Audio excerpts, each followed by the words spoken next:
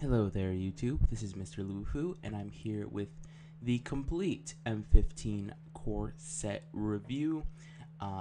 Like usual, I do these one color at a time with a main focus on limited play. If I see something that's worth mentioning, otherwise I will do so. Anyway, let's go ahead and hop right in. So first we have a Johnny Steadfast. So another new Johnny is he does certain things. I mean, Planeswalkers in Limited are pretty good. They let you do all sorts of pretty ridiculous things, and this one, no exception. Just being able to +1 gains you a ton of life, vigilance, lifelink, first strike. It's incredible. That's not even counting putting counters on your other creature. Ajani is a complete limited bomb, but I figure you guys already knew that.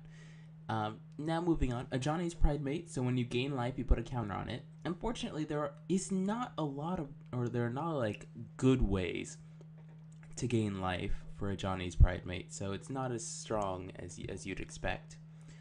Next we have Avacyn Guardian Angel, which is one of those cards that I think can really get out of hand.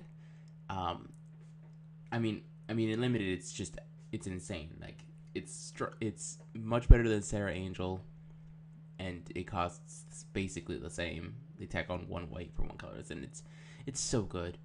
I even think that this card might even see standard play, but that's just me. My gut instinct tells me it can be. We have Battle Mastery. Enchant creature gets double strike.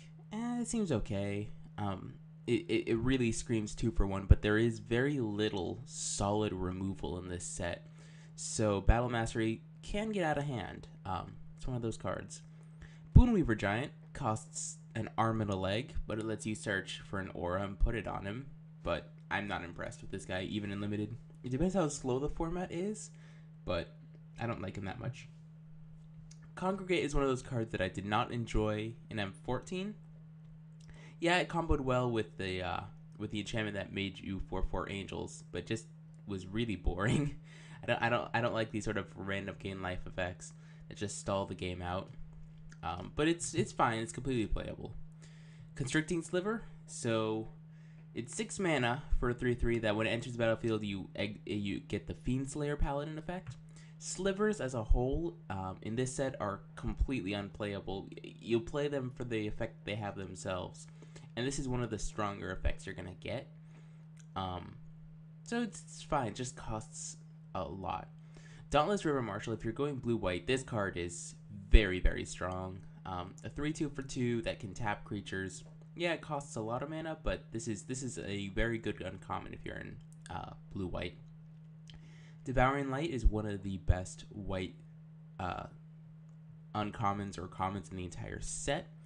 It's also one of the very few pieces of incredibly strong removal. There's very few of it, and Devouring Light is probably the most efficient.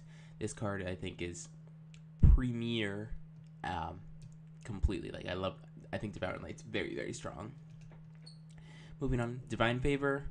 It's not that good. People will play it and it's okay, but it's not that good. Ephemeral Shields is fine. Being able to give Indestructible at instant speed and possibly for no mana is quite relevant. I do like at least having some of these combat tricks running around, but be wary of this card because it's going to be very hard to see coming. That's what it is. First Response.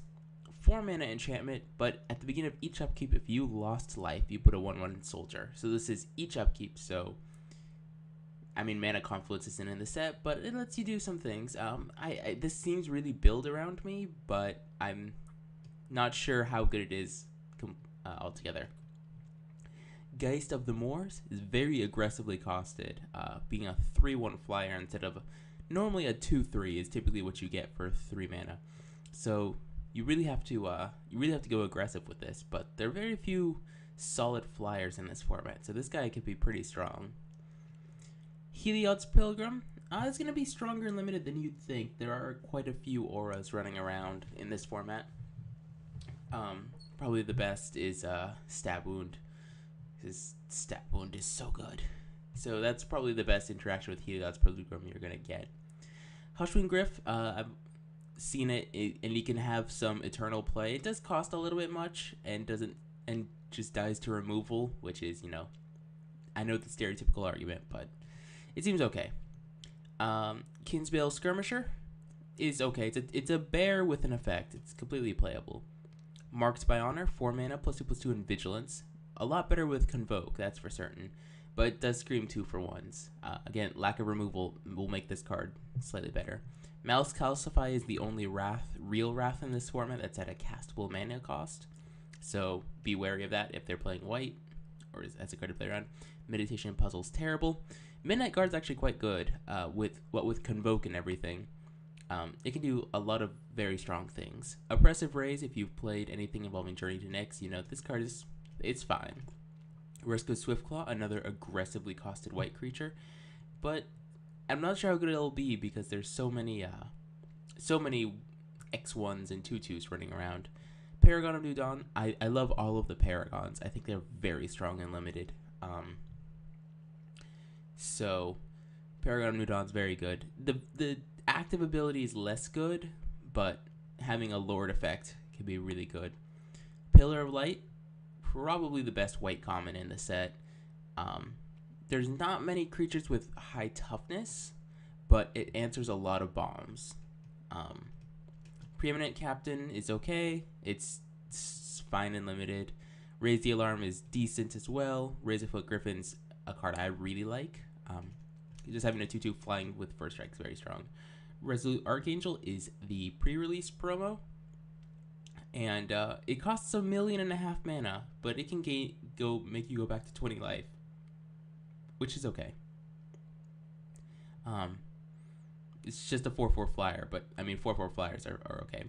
Return to the Ranks is probably less good and limited than it is in constructed formats, but it could be okay. Sanctified Charge costs 5, but it can really blow people out of the water, so you have to be wary about this card as well. Selfless Cathar was fine in Innistrad, it's okay here. Seraph of the Masses, I've never been impressed by it, but it's fine, it's just a giant flyer. Solemn Offering is okay. Soul of Theros is probably the best limited bomb you can open. So if you ever open Soul of Theros, just go white and you win. Soulmender is okay. It's one of the few ways to gain life in this format. Spectra Ward. Now this, I have a rant about this card. So, +2/+2, protection from all colors. This effect doesn't remove auras, but it had to include the protection description. But part of the thing is debt when it comes to protection. It's damage, enchanted, block, targeted. So you basically put this on and then you can't target it anymore. Yeah. This card is also insane and limited. Like, you cast this on a creature and they suddenly can't win. They just can't. So, card's busted. Spirit Bonds, also very good and limited. Just making all of your creatures have kicker white, put a 1/1 into play, is very good. Sungrace Pegasus is okay. I don't like the art that much for some weird reason. It seems off to me. But it's a 1/2 flying with lifelink, and it's okay. It blocks spirit tokens all day, every day. I've never been a fan of Tireless Missionaries. Triplicate Spirits, very good. Probably another one of the top commons in the set. Wall of Essence is fine. Gums up the ground, makes people not want to attack. And Warden of Beyond, it's a 2/2 Vigilance for 3, which that's fine. And if your opponent owns a card in exile, which means it combos very, very well with the best card, Devouring Light. Yay!